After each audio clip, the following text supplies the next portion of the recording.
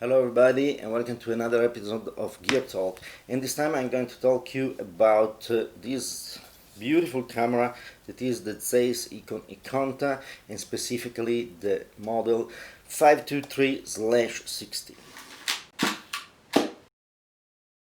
Before we begin, as usual, a little message. If you want to support the channel, there are two books I wrote that you can buy. One is Photography, the manual, and the title says all, and the other one is a novel, Lasting Photographs, that is an adventure that starts with the finding of some very old photographs in Florida and a trip, let's say, around the world to discover who was portrayed in the picture. So these are two ways to support my channel. The link is down there in the description. This said, let's talk about the Zeiss Ikonta. I will not show a slideshow about this camera, but I will show you some picture while I talk. First of all, let's get with the technical stuffs. This camera is a medium format 6x6 camera. It was produced by Zeiss between 52 and 53. And if you buy a Zeiss Ikonta, you must be very careful about the model number, because the name Ikonta was used for many cameras from 4.5 by 6 to 6 by 9 format, and during a lot of years. So there are older model, newer model, and so on. So you must be careful to check the model number. This one was produced between 1952 and 1953, and it's a kind of still very basic model, because as you can see, this camera, it's a very simple camera. Nice because it's very compact, and you can open, and it becomes at a normal size with the bellow extended.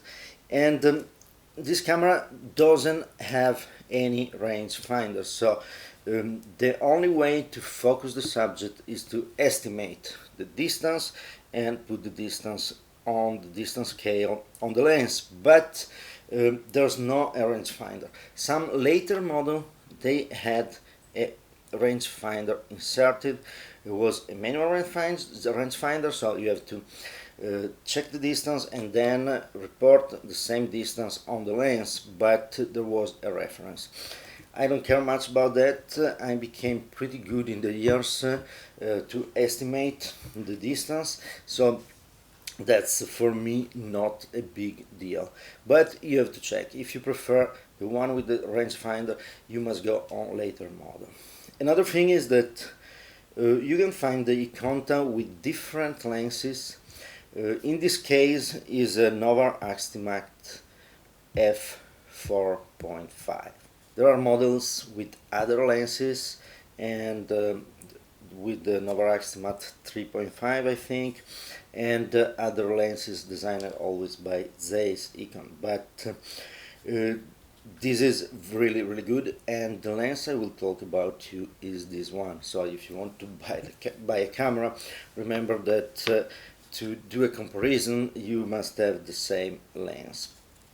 By the way, it's probably more important to have the same lens than the same body, because the body just changed, inserting some things like the rangefinder, but the lens is what gives the quality of the image. So this said, wonderful design, very compact when it's closed down, and by the way, this beautiful leather case that is really nice. You can put the camera inside, and you can just take the pictures with the bag on, and it's great. So this is a nice way to go around. And as I said, technically this camera 6x6, very mechanic, very manual. You have to advance the film and check the number of the frame here in the back window.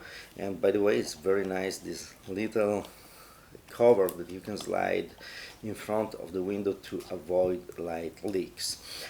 The lens is mounted on a Promptor SV shutter that goes from 1/300 of a second to 1 second plus the pose B.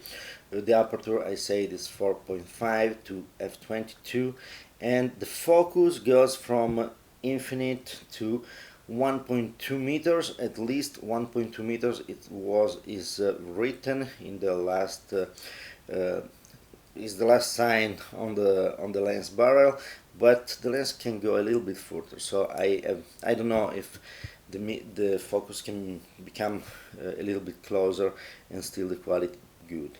I have to test that. I didn't test with this roll. So when I got this camera, and this camera has a nice feature over the previous model, that is that you cannot double expose the film. You have to advance the film, that clicks, so you are free to take the pictures. And when you take the pictures, the other thing that you have always checked that the shutter is cocked, and if it is, it's very nice, and the sound is kind of really nice. So nice camera overall. This said, another very interesting thing that a lot of this camera have, and we lost on the modern lenses, and I don't know why, because this is really an interesting point, is that there's a spot on the scale of aperture, is a red spot, and you think, why the red spot there? And then you see that on the focusing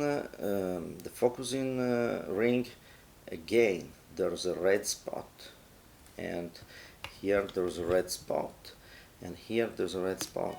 And the good thing is that if you put the things together, if you put the red spot on the aperture and the red spot on the focus, you have the hyperfocal distance, so you are sure that almost everything is in focus at the best quality of the lens. And this setting is probably what I used for most of the pictures that I'm going to show you. So I took this camera, beautiful camera.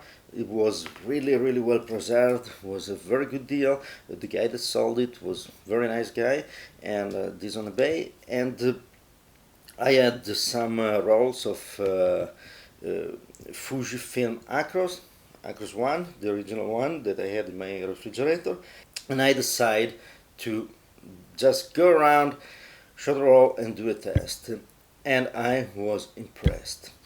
The first image, I will show you here some images, but if you want to jump at the end of the video, if you want to jump, there's the link here. I spoke specifically about an image and what made me feel that image. So that's there's a link to my other series. This is black and white tales, and you can check it. But stay to this camera.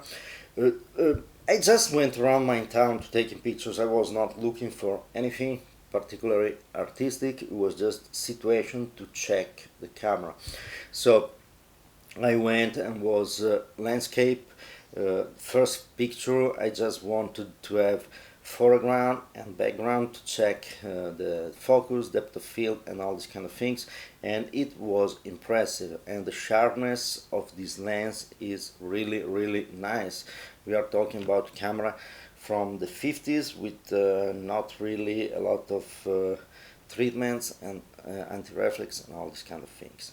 So I went around, took the pictures that you are seeing right now, and it's very nice. The quantity of details that you can see in the leaves and all these kind of things. By the way, the good thing is this camera is a external viewfinder style, rangefinder style, but it's online with the lens, so you only have to worry about the parallax on the vertical side, not of the horizontal side. So for example, in this picture, the tree on the left was exactly in the position I wanted it, so that's a good thing.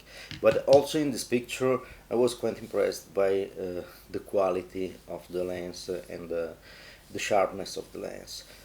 And this was the image that really shocked me, is the one that I talked about in black and white tales, because this image came out perfect. The rendition of the shades, of the tonalities of the fog, the haze over the mountains, and the difference in the plains, of the mountains, and all these kind of things is something that I was looking for long. I've been in that place many times, and with situation similar, and I always had the problem to came home with some picture that didn't look fake when I was using digital.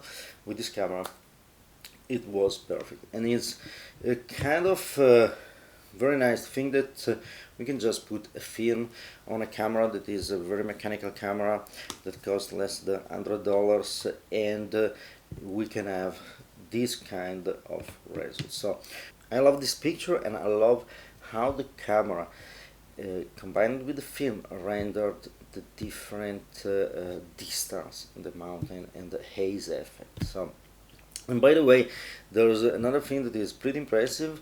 The sun was in the sheen. Just you can see on the upper right corner around there, there's a very white area. That actually was the sun behind a very thin cloud, but still there's no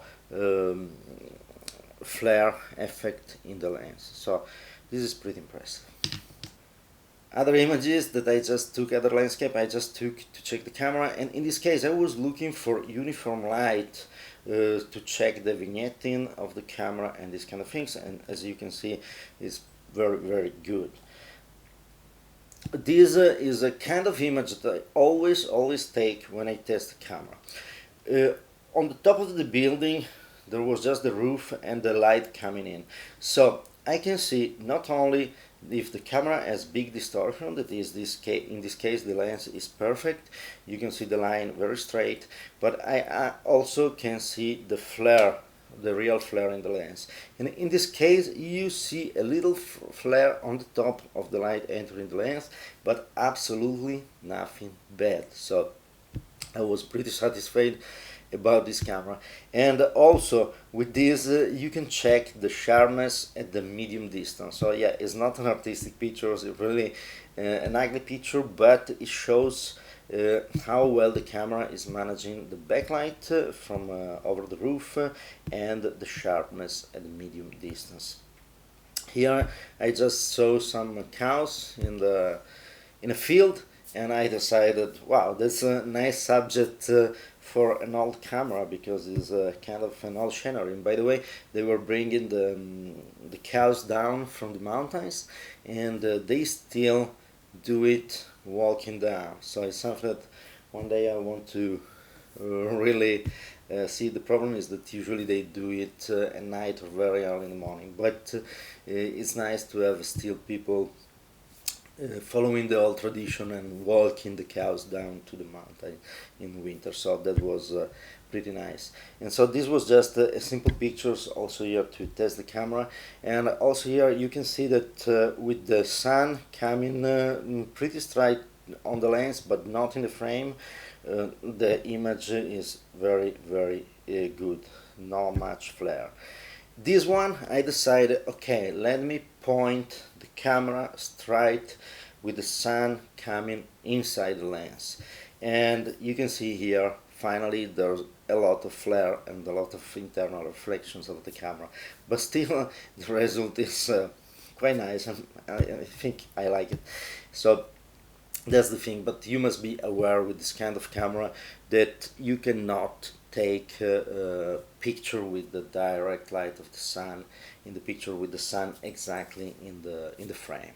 So this is something that finally this camera from 70 years ago finally failed in something, and I was almost, wow, I'm glad there's something that is better, a modern camera, because I was quite impressed on the other things. So that was the roll that I took as a test with this camera, and I'm sure I will take much more pictures in the future with this camera, because this camera is really impressive. I really enjoyed using it. It's really easy to handle. By the way, it's so well designed that you just put the camera down and you don't need a tripod if you have a place where to put the camera. And I have no idea why on the modern camera they don't do the same. They are not balanced in the same way. Here it's perfect. And by the way, they increased the size of the tripod attachment, so, and of these two closure, so it is in level with this and the camera stays flat. Now when they design the cameras, there are a lot of parameters, but a lot of time I use the cameras and you put the camera down and it's not stable. So that's the thing that I really like about this. The design, right, is great, as I said, so easy to bring around, and the quality is outstanding. And if you take pictures that where you want to have this natural look, this is really a great camera. It's not Hasselblad, it's not a modern Hasselblad or something like that, but it's pretty damn close. If you look at the quality, I can enlarge some of the pictures in here or on my website, so you can see the details, but it's pretty impressive. And if you want to enter the medium format world, and if you want to try the medium format quality, this camera is a perfect way to do it. It's really cheap to buy it on the used market, and the quality is nice, and the fact that everything is manual and mechanical, you learn a lot about photography. So right now, for the used camera that I had around in my collection, this probably is the best one that I had for 6x6, and I mean except Hasselblad and these kind of things, but on the compact cameras from a lot of years ago, this is absolutely great. And I have to add, it's beautiful design, it's beautiful to look at it, and it's really, once open, and the click of the opening is really nice. And if you go around with a camera like this, there's another thing that is very nice, that everybody looks at you and think, what? And they are curious. So I didn't use it for portraits in the test, but if you do portraits, for example, I'm sure that this camera will attract a lot of people and comments, and will be a good starting point for a conversation, and at the end say, can I take your pictures? So, fantastic camera. If you find one, get one, you will not regret the choice. Really beautiful. Thanks for watching. See you next time. And by the way, I also bought an Ikonta that was a 6x9 from years earlier.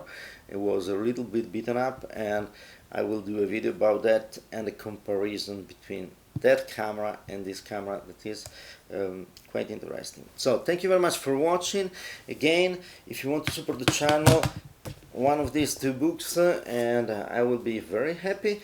And see you next time with another camera.